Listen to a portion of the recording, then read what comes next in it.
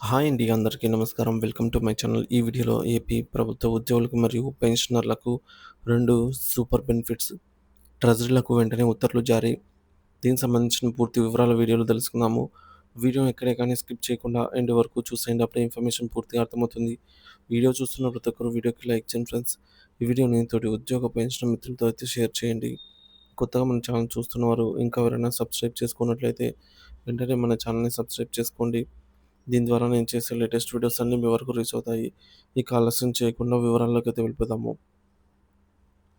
Friends, ఇక విషయానికి వచ్చినట్లయితే ప్రభుత్వ ఉద్యోగులు మరియు పెన్షనర్ల కుటుంబాలకు ఆర్థిక భద్రత కల్పించే ఉద్దేశంతో ప్రవేశపెట్టబడిన కీలకమైన సామాజిక భద్రతా పథకమే కుటుంబ పెన్షన్.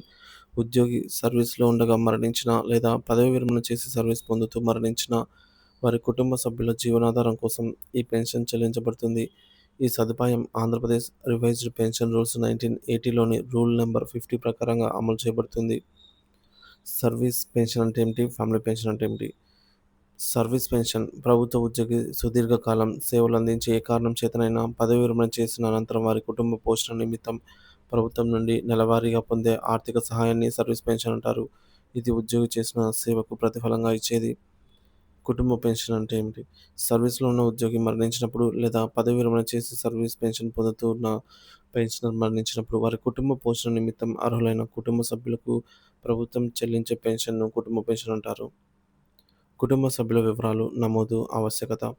ప్రతి ప్రభుత్వ ఉద్యోగి తమ సర్వీస్‌లో ఉన్న నిర్దేశిత ప్రొఫార్మాలో తమ కుటుంబ సభ్యుల పూర్తి వివరాలను తమ డ్రాయింగ్ అండ్ డిస్బర్సింగ్ ఆఫీసర్ డీడీఓలకు సమర్పించి సేవా పుస్తకంలో నమోదు చేయించుకోవాలి.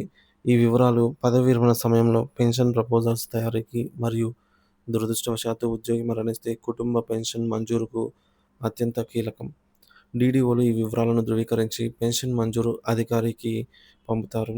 దీని ఆధారంగా అకౌంటెంట్ జనరల్ ఏజీ కార్యాలయం పెన్షన్ పేమెంట్ ఆర్డర్ పీపీఓలో అర్హులైన కుటుంబ పెన్షనర్ల వివరాలను మరియు వారికి చెల్లించాల్సిన పెన్షన్ మొత్తాన్ని నిర్ధారించి రూపొందిస్తుంది. పదవీ విరమణ అనంతరం కుటుంబ సభ్యుల వివరాలలో మార్పులు.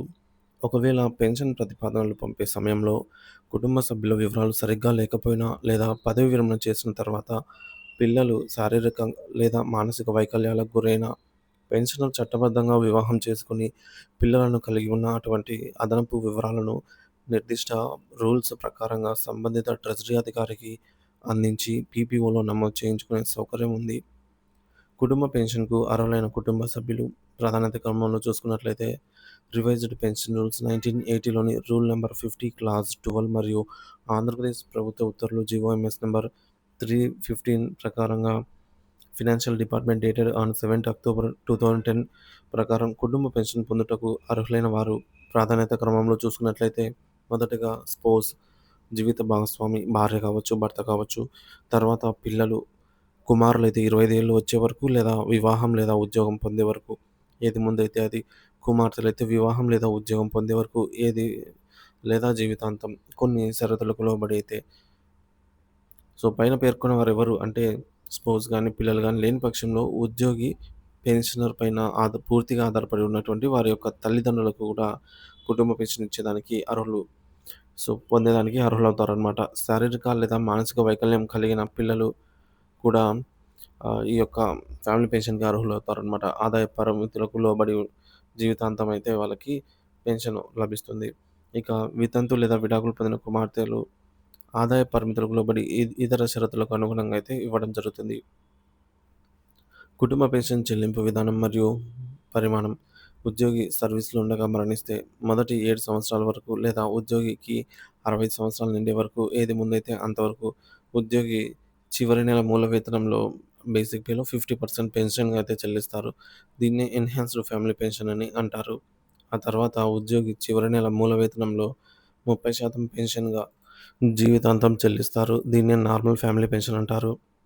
పెన్షనర్ సర్వీస్ పెన్షన్ పొందుతూ మరణిస్తే పెన్షనర్ పదవి విరమణ చేసిన తేదీ నుంచి 7 సంవత్సరాల కాలం లేదా వరకు లేదా పెన్షనర్‌కు 60 సంవత్సరాల వయసు నిండే వరకు ఏది ముందైతే అంతవరకు పెన్షనర్ చివరగా డ్రా చేసిన పెన్షన్ లేదా అతని చివరి నెల మూల వేతనంలో 50% ఎన్హాన్స్డ్ ఫ్యామిలీ పెన్షన్‌గా చెల్లిస్తారు.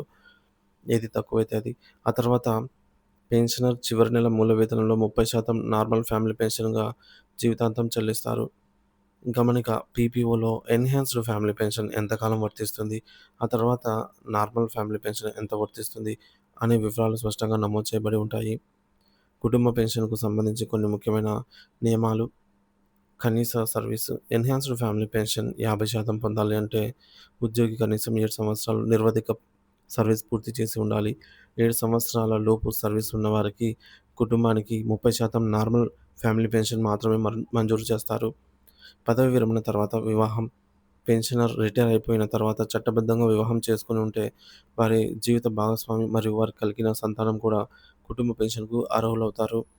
ఈ మేరకు G O M S number 335 financial department dated on 15థ్ సెప్టెంబర్ 1993 ప్రకారంగా ఇక రికార్డులు లభ్యం కాకపోవడం. కొన్ని ప్రత్యేక సందర్భాల్లో అవసరమైనటువంటి రికార్డులు లభ్యం కాకపోయినా నిర్దిష్ట విచారణ అనంతరం కుటుంబ పెన్షన్ మంజూరు చేయవచ్చు. అదృశ్యమైన ఉద్యోగులు.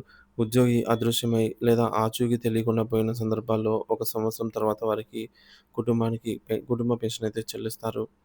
సంపాదన లేని అంగవైకల్యం గల పిల్లలు, సంపాదన పరులు కానటువంటి శాశ్వత వైకల్యం కలిగిన పిల్లలు జీవితాంతం కుటుంబ పెన్షన్‌కైతే అర్హులవుతారు.